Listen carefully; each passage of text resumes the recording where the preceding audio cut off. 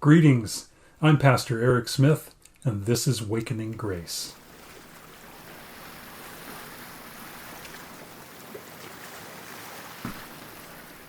About 10 years ago, Dr. Janice Clark joined University Church, where I was then pastor. The day she joined was one of the very few days she was able to be physically present in worship. Janice was in her early 60s. She was a physician. She was one of the pioneering women who broke barriers to become a medical doctor when it was much harder to do that, and she opened doors for younger women to enter the profession. She had to be better. She had to work harder. She had to struggle for it. And she did. Janice had a medical practice in Orange County for more than 20 years. She never married. There wasn't time. She gave herself to her patients. She cared about them. She was a great physician. About 10 years before I met her, she began having physical trouble, bad days with physical symptoms that didn't make sense. She had many diagnostic tests. It took 2 years of tests to discover that she had a rare disease called scleroderma. It's a chronic autoimmune disease. There is no cure. It just progresses. She was in the hospital often. She had more than 25 related surgeries. She nearly died at least 5 times that I knew of. There were times she couldn't breathe.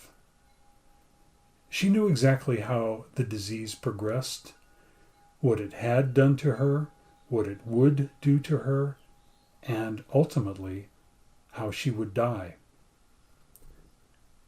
We spent a lot of time talking together about her life and about death. Hers was a profound story, and I was privileged to share some time with Dr. Janice Clark. In all of this, she was not sad. She had better reason than anyone I have ever known to give up and to give in. She didn't do that. She renewed her love of art. She painted. I have one of her paintings hanging in my office. She wrote.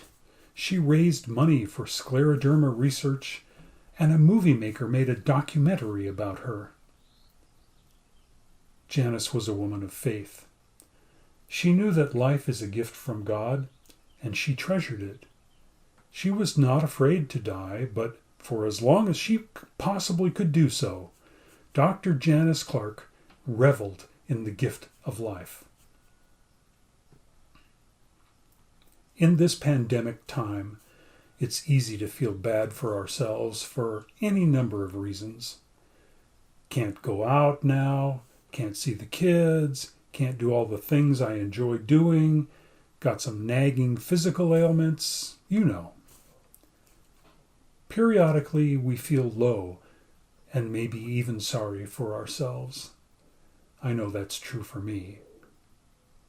But then I think of Janice Clark. I think of her strength, I think of her courage, and I think of her willingness to let go and allow God to be present in her life. Right? Will you pray with me?